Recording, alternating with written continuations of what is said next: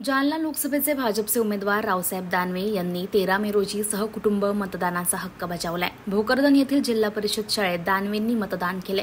यावेळी बोलताना दानवेंनी म्हटले की राज्यात महायुतीला 45 जागा मिळतील तर देशभरात 400 पेक्षा अधिक जागा भाजपला मिळतील असा विश्वास दानवेंनी यावेळी बोलताना व्यक्त केला।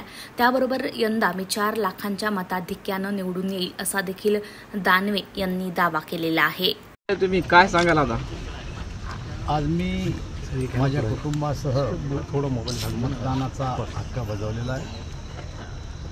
1 महिना फिरत असताना लोकांच्या प्रतिसाद, त्यांचे चेहरे आणि एकूणच वातावरण जर बघितलं तर जालना लोकसभा मतदारसंघामध्ये मी 4 लाख मतापेक्षा जास्त मतांनी निवडून येईल।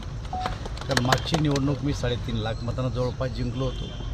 महाराष्ट्रामध्ये आमच्या 45 जागा निवडणार आहे। देशभरामध्ये आम्ही 400 पार आमच्या मित्र पक्षासह करणार आहे। त्यामुळे या देशाचे प्रधानमंत्री तिसऱ्यांदा नरेंद्र मोदी होणार आहे ही आमची खात्री आहे। देशभरामध्ये आतापर्यंत कमी मतदानाची टक्केवारी आलेली आहे। जास्तीत जास्त लोकांनी मतदान करावं यासाठी काय आवाहन कराल? आपल्याला माहिती आहे की जवळपास टेम्परेचर 44 पर्यंत जाऊन पोहोचले महाराष्ट्रातलं।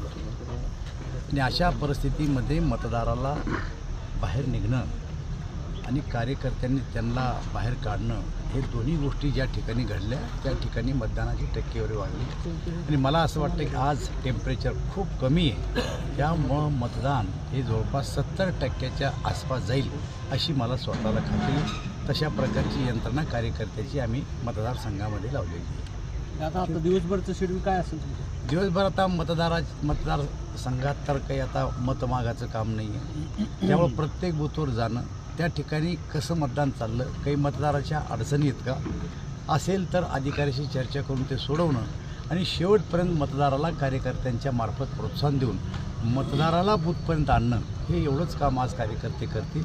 आणि त्यासाठी मी मतदान केंद्राला भेटी देणार आहे आणि एकूण किती मतदान जास्त होईल त्याचा प्रयत्न करणार आहे। दादा, एक हिंदीमध्ये बोला।